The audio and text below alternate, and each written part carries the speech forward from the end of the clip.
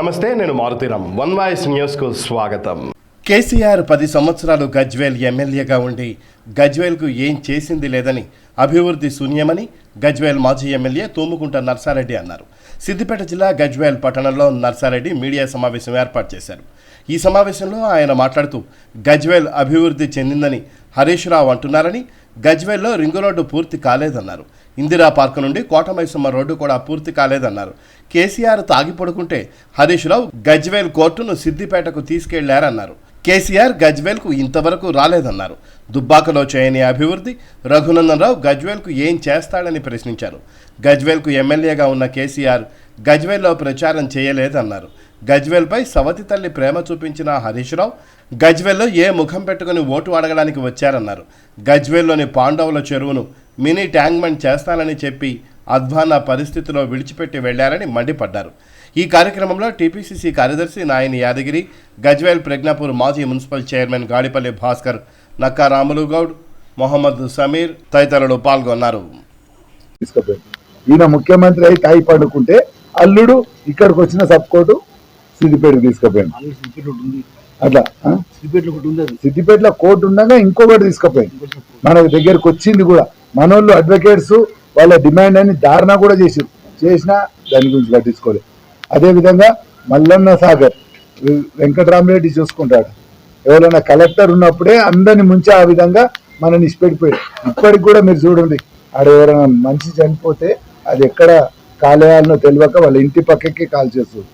ఈ విధంగా హరీష్ రావుకు గజ్వేల్ గురించి మాట్లాడే హక్కు లేదు. మా ఎమ్మెల్యే కేసీఆర్ ఏదైనా మాట్లాడాలంటే కేసీఆర్ వచ్చి సమాధానం చెప్పాలి. ఇప్పుడు 4-5 నెలల ఇప్పటికి కూడా గజ్వేల్ ప్రజల గురించి ఆలోచించలే. నన్ను గెలిపించిన ఒక కృతజ్ఞత సభ పెట్టుకుందామని కూడా ఆలోచనలేదు. ఎమ్మెల్యే గెలిపించినాం, సరే స్టేట్ అంతా ఓడిపోయింది, మరి గజ్వేల్లో అయితే గెలిపించారు, నా బాధ్యత ఇంకా కూడా గజ్వేల్లోకి ఏమైనా చేస్తా అనే ఆలోచన మన ఎమ్మెల్యేకు కేసీఆర్ ఉండాలి. ఇప్పుడు ఇన్ని రోజుల నుంచి రాలే, అట్లీస్ట్ ఎలక్షన్ అన్నా మా ప్రజలందరూ ముఖాలు చూస్తే అడుగుదామనుకోరు. గజ్వేల్ వస్తే ఇవాళ కూడా షెడ్యూల్ ఇచ్చి కూడా రాలే. అసొంటి కేసీఆర్కు అసొంటి టీఆర్ఎస్కు పార్టీకి ఓటు వేయొద్దని మీ ద్వారా కోరుకుంటున్నాం. అదేవిధంగా రఘునందన్ ఇవాళ వచ్చి ఏం చెప్తుండు, గజ్వేల్ ఏదో చేసి పడేస్తాను. ఇప్పుడు దుబ్బాకల మాట ఇచ్చిండు, దుబ్బాకల ఏం కూడా చేయలేకపోయింది ఇప్పటిదాకా. ఈయన ఇక్కడ చేస్తాడా? ఇక్కడ చేయలేని వాళ్ళిద్దరు ఒకటే. ఇప్పుడు రఘునందన్ గెలిపించింది ఆ రోజు టీఆర్ఎస్ వాళ్ళే, ఇవాళ కూడా రఘునందన్ కానీ బీఆర్ఎస్ కానీ 2 పార్టీలు ఒకటే. అందుకోసం మీ ద్వారా ప్రజల్ని కోరుతున్నాం. ఇవాళ కాంగ్రెస్ ప్రభుత్వం అధికారంలో వచ్చింది, మేము 6 గ్యారంటీలను ప్రకటించడం, 6 ఇట్లలో 4-5 కంప్లీట్ అయినాయి. ఇంకొకటి కూడా రుణమాఫీ 15th వరకు చేస్తా అని మా నాయకుడు చెప్పిండు. అదేవిధంగా ఇంకొక 5 గ్యారంటీలు కూడా సెంట్రల్ గవర్నమెంట్ ప్రకటించింది.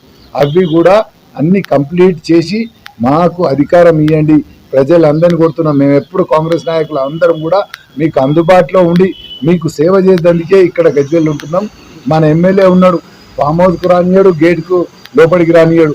రఘునందన్ ఎక్కడ ఉంటాడో తెలియదు. రఘునందన్ ఇంటికి పోవాలన్నా ఆవిడ సీసీ కెమెరాలో చూసి పంపిస్తారు. అందుకోసమే ఆ 2 పార్టీలను నమ్మకుండా కాంగ్రెస్ పార్టీకి ఓటేసి కాంగ్రెస్ పార్టీని గెలిపిస్తే ఇంకా కూడా మాకు అభివృద్ధి చేసే అవకాశం కలుగుతుంది. కాబట్టి ఇక్కడున్న గజ్వేల్ ప్రజలను, మెదక్ జిల్లా పార్లమెంట్ ప్రజలందరినీ మీ ద్వారా కోరుతుంటున్నాం. మా నీలం మధు ఒక బీసీ ముదిరాజ్ బిడ్డే, ఒక గ్రామ పంచాయత్ ఒక సర్పంచ్ నుంచి వచ్చిన ఈ స్థాయికి ఇచ్చింది కాంగ్రెస్ పార్టీ. వాళ్ళ పోటీ చేయడానికి ఆయన అందరికి అందుబాటులో ఉండి సేవ చేసే నాయకుడు, ఒక బీసీ నాయకుడు. మీ అందరి ద్వారా కోరేది ఏంటంటే బీసీలు అందరు కూడా ఒకటై ఇవాళ మన నీలం మధును గెలిపించుకోవాల్సిన అవసరం ఉంది. కాబట్టి మీ ద్వారా కోరుతున్నాము. మా చేతి గుర్తు కోటేసి మా నీలం మధును గెలిస్తే తప్పక మీకు జీవితాంతం రుణపడి సేవ చేసే భాగ్యం కల్పించాల్సిందిగా మీ ద్వారా కోరుకుంటున్నాము. కూడా రఘునందన్ రావు గజ్వేల్ పట్టణంకి వచ్చి ఆయన కూడా సభ నిర్వహించుకురు. కానీ మీ ద్వారా మేము ప్రజలకు ఏం తెలియజేయాలనుకున్నామంటే, గజ్వేల్ పట్టణంలో ఇప్పటిదాకా 10 సంవత్సరాల నుంచి మాకు ఒక ఎమ్మెల్యే కాదు, ముఖ్యమంత్రి ప్రాతినిధ్యం వహించిండు కేసీఆర్ గారు. మరి ఆ ముఖ్యమంత్రి ఎంత అభివృద్ధి చేసిండో మీ అందరికీ తెలుసు. గజ్వేల్ ఇందిరా పార్క్ సెంటర్ నుంచి కోటమైసమ్మకు 10 ఏళ్ల నుంచి రోడ్ చేస్తున్నారు. అంటే ఆ రోడ్ ఏ విధంగా ఉందో మీరందరూ గమనించాలి. అదే రోడ్ కాడ సెంటర్ కాడ మన కేసీఆర్ కూడా ఒక చెట్టు పెట్టిండు.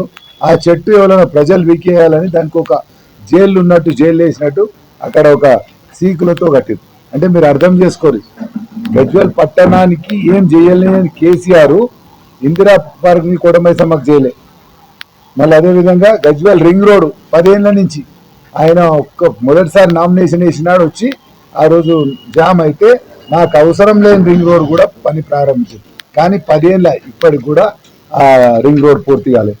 మళ్ళీ అదేవిధంగా గజ్వేల్ పట్టణంలో మంచి బస్ స్టాండ్ ఉండే, మంచిది, కానీ ఆ బస్ స్టాండ్ను తీసేసి దూరం ఎక్కడనో కట్టిండు.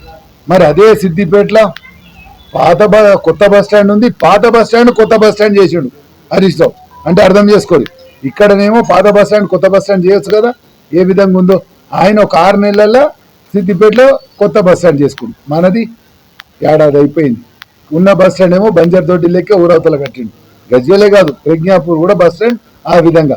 అంటే వెల్మోళ్లకు వాళ్ళకి ఇష్టం ఉంటే 1 నెలలో 2 నెలల్లో వాళ్ళ పని అయిపోతుంది, ఇష్టం లేకపోతే అట్లా ఇష్టపెట్టిపోతాం.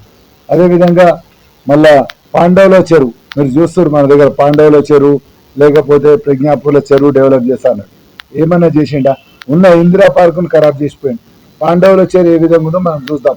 అదే అవసరం లేని ఇవాళ కోమటి చెరువు 150 కోట్లు పెట్టిండు. ఇంకా ఆయనకి ఎప్పుడైనా ప్యాకెట్ మనీ లేకపోతే ఇంకా పెట్టి దాన్ని డెవలప్ చేస్తున్నా అనే విధంగా అందరికీ చూపెడతారు.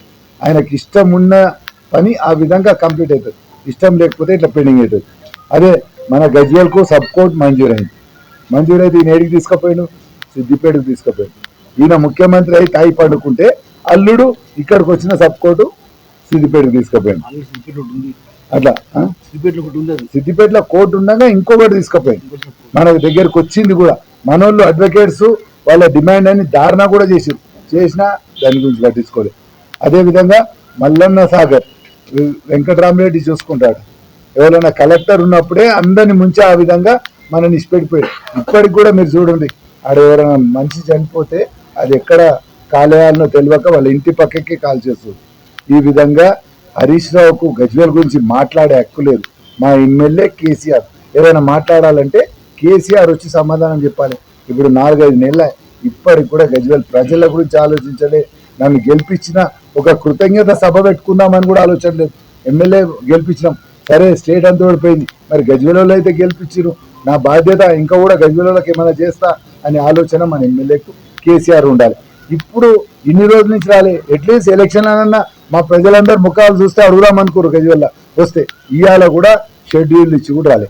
అసొంటి కేసీఆర్కు అసొంటి టీఆర్ఎస్కు పార్టీకి ఓటు వేయొద్దని మీ ద్వారా